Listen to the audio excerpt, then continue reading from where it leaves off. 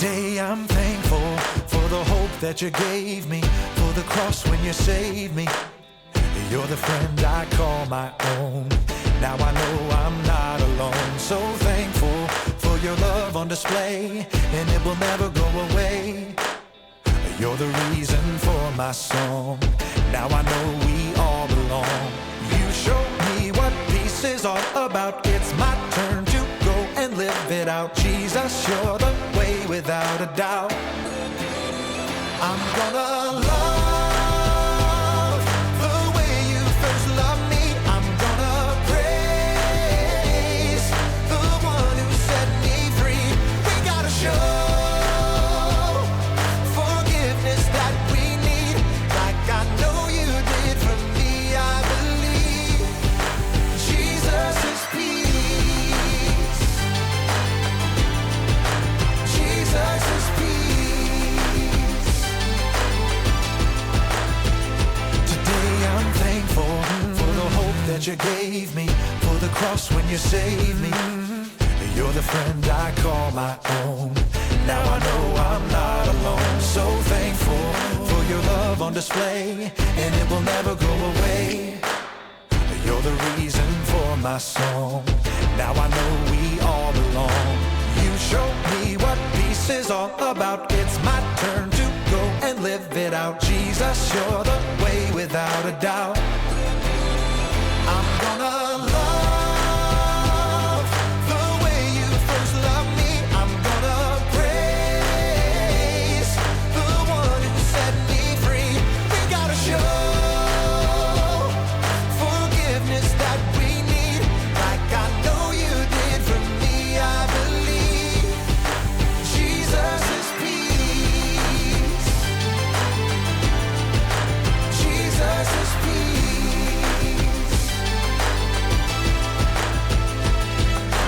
You showed me what peace is all about. It's my turn to go and live it out. Jesus, you're the way without a doubt.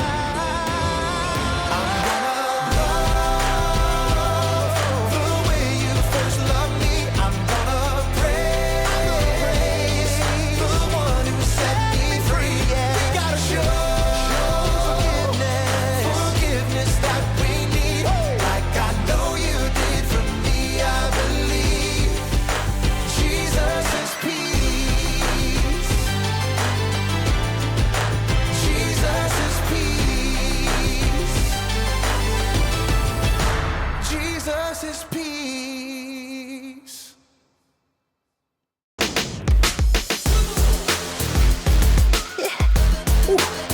Hey everyone, welcome to Story Lab. This week we're talking about peace, while we take a look at the story of a very courageous woman who raised the volume in a creative way to solve a big problem.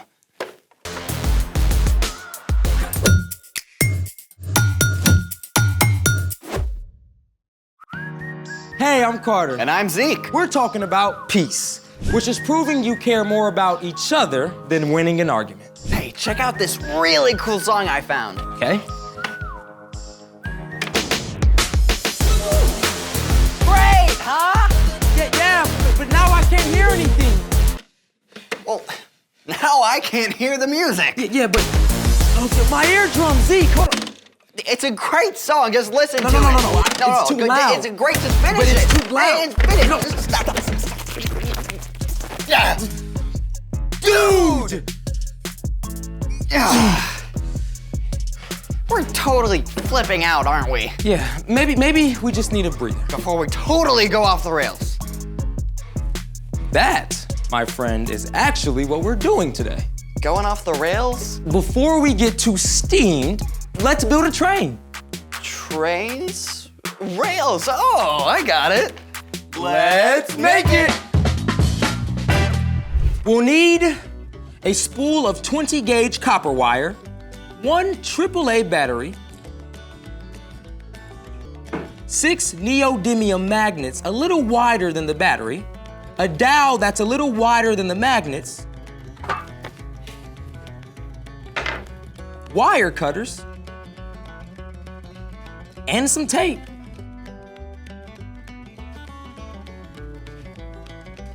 Oof.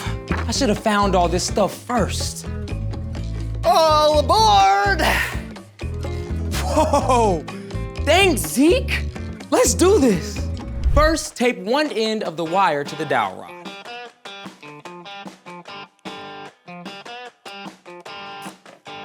Like so. Then, twist the wire around and around the rod to make coils. Make sure it's real tight. You want the coils to be firm and very, very close together. Hey, can you try and spin it while I hold it here? Okay. Make sure you feel the burn, kids. It's a nice forearm workout. You feel that, Zeke? Nope. I do. My forearms are gonna be massive after this. Okay, now you can cut the wire. Okay. Now, carefully pull the coils apart just a little so they're not touching.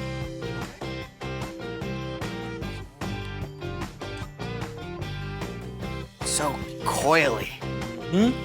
Oh, wait.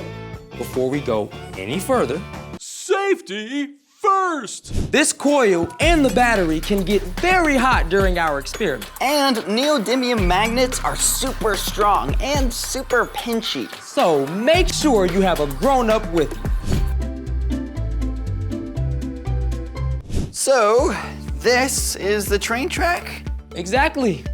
Now, take your AAA battery and the magnets and stack 3 magnets on each side of the battery.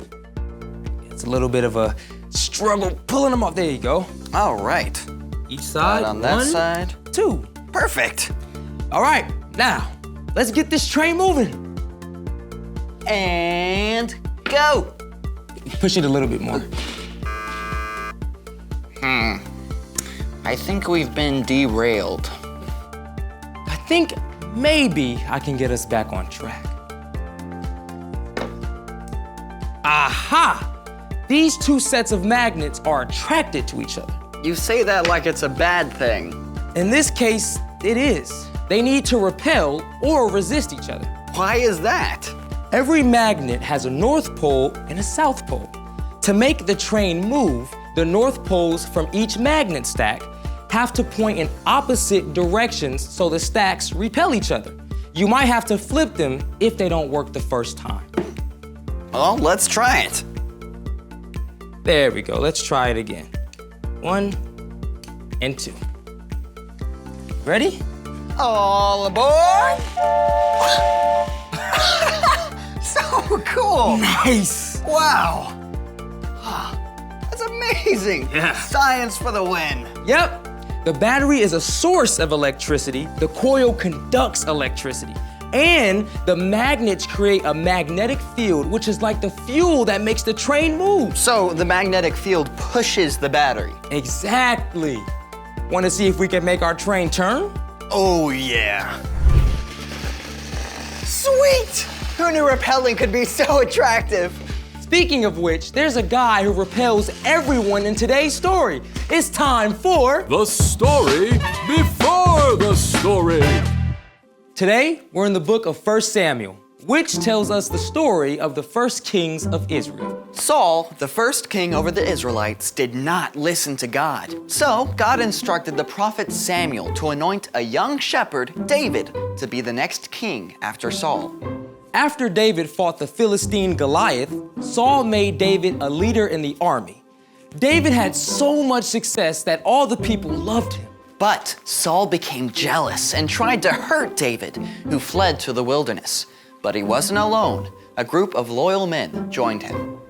While on the run from Saul, David and his men camped out in the desert of Paran for a time. Which is where our story starts. Take it away.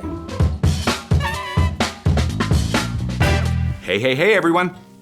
A very rich man named Nabal lived in Carmel, near the desert of Paran. He had 1,000 goats and 3,000 sheep, and he also had a bad attitude. This is rubbish. Take it away. Yes, master. Nabal's wife Abigail, however, was wise and kind. Never mind him. You did nothing wrong. Now, it just so happened that David and his men were camped out near Nabal's flocks of sheep. The wilderness was dangerous territory where thieves and robbers often attacked. But David and his men kept Nabal's shepherds and flocks safe. Stop right there. While David stayed there, not a single one of Nabal's sheep was hurt or stolen. And at the end of the season, it was time to shear the wool off the sheep. This was a festive time for everyone. Nabal called for a big party to celebrate his success. David heard about the shearing and knew that he and his men had helped Nabal to be successful by protecting his sheep. So David decided to ask Nabal to share food and supplies with his men. Go up to Nabal at Carmel. Greet him for me. Say to him, may you live a long time. May everything go well with you and your family. David sent several of his men with this greeting and a request. But if they expected a warm welcome, they were mistaken. David says, when your shepherds were with us, we treated them well. Nothing that belonged to them was stolen. So please be kind to my men. Please give us whatever food you can find. Instead of listening to reason, Nabal roared. Who is this David? Many servants are running away from their masters these days. Why should I give food to men who come from who knows where? When David's men returned with this response, David was furious. Each of you put on your swords! David gathered 400 men to march to Nabal's home. It seemed that no one could stop the coming explosion between David's angry army and the stubborn Nabal. That is, until Abigail heard what was happening. David sent some messengers to our master, but Nabal shouted at them. David's men were very good to us. They kept us safe. Now horrible trouble is coming. Please see what you can do. Don't worry. I have a plan. Abigail directed her servants to load up donkeys. Let's see. Bread, raisins, figs, sheep. Well done. You go ahead. I'll follow you. Abigail sent the donkeys ahead with gifts for David. As she rode her donkey down the mountain, she could see David's men entering the valley from the other side. Everything we've done hasn't been worth a thing. I watched over that fellow's property in the desert, but he has paid me back evil for good. Now I'll make him pay. Look, sir, there's a whole train of donkeys ahead. David may have been surprised by all of these donkeys bringing gifts of food, but he must have been shocked when Abigail showed up behind them. Who is this woman? She's the wife of the man who insulted you. Let me take the blame myself. Please don't pay any attention to my husband Nabal. His name means foolish person, and that's exactly what he is. I'm listening. Sir, the Lord has kept you from using your own hands to get even. I've brought a gift for you and the men who follow you. The Lord will appoint you ruler over Israel. When that happens, you won't have to worry about how you got even. The Lord will give you success.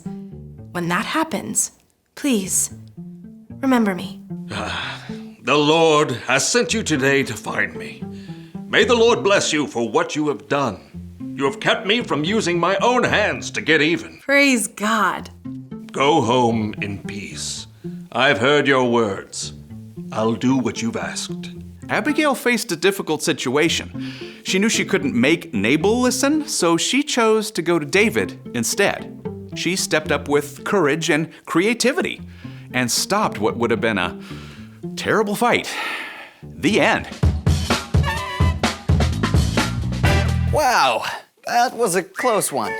Yeah, Abigail kept her cool and was able to find a peaceful solution to a big problem. So, What's our part in this story? Well, like Abigail, you can help others make peace when they don't see eye to eye. maybe if your friends are arguing over what movie to watch, you could suggest a different movie that you all like.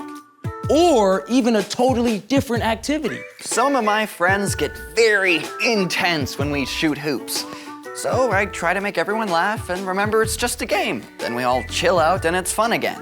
What about the times when trying to make peace doesn't seem to work? Well, that's a great time to bring in a grown-up to help. Yeah, like a parent or guardian or teacher. The most amazing peacemaker of all was actually born into David's family line about 1,000 years later. Can anybody guess who it is? Jesus! That's right. Jesus made a way for us to be in relationship with God, no matter who we are or what we've done. And because of Jesus, we can have peace with God. And that fills me with peace. Same. Well, guys, it's been fun. Thanks for having me. See you next time. So, here's the thing. You can help others make peace. Even people who sometimes repel you. Peaceful. I think we need a soundtrack. Well, it doesn't have to be quite that loud. Perfect. Thanks for joining us in the Story Lab. See you next time. Peace!